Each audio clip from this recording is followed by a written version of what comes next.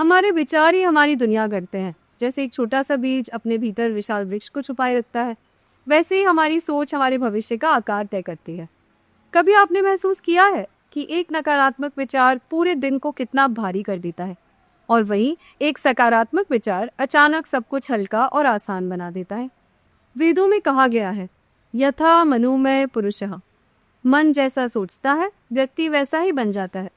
ये केवल आध्यात्मिक बात नहीं है, विज्ञान भी यही कहता है। आधुनिक शोध बताते हैं कि सकारात्मक सोच हमारी प्रतिरोधक क्षमता तक को मजबूत कर देती है, जबकि नकारात्मक सोच धीरे धीरे हमें कमजोर करती है। यह ऐसा है जैसे हर विचार एक बूंद है, अमृत की बूंद या जहर की बूंद, और चुनाव हमारे हाथ में है। महाभारत के दृश्य याद कीजिए। अर्जुन युद्ध भूमि में खड़ा है, उसका मन हार मान चुका है, वह भाग जाना चाहता है, लेकिन श्री कृष्ण ने उससे कहा, हे पार्थ, निर्बलता को मत अपनाओ। यही सकारात्मक दृष्टि थी जिसने अर्जुन को उसके धर्म और कर्तव्य की ओर मोड़ा। भगवत गीता हमें सिखाती है कि मनुष्य जैसा भाव रखता है, अंततः वैसा ही बन जाता है। इतिहास और जीवन की कहानियां भी यही कहते हैं। थॉमस एडिसन ने जब 1000 बार बल्ब बनाने में असफलता प्राप्त की, तो उन्होंने कहा, मैंने 1000 तरीके खोज लिए हैं जो काम नहीं करते।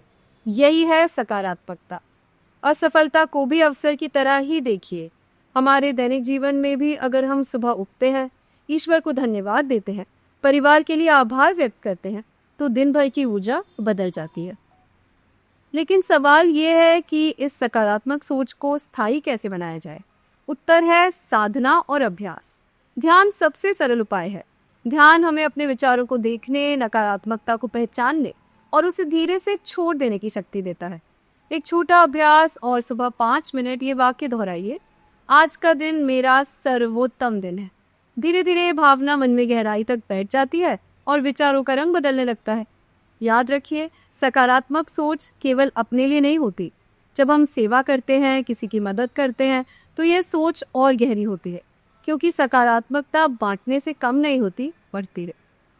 तो जीवन का रहस्य यही है, विचार बीज है। यदि आप प्रेम, विश्वास और उत्साह बोएंगे, तो जीवन में शांति, सफलता और आनंद की फसल उगेगी।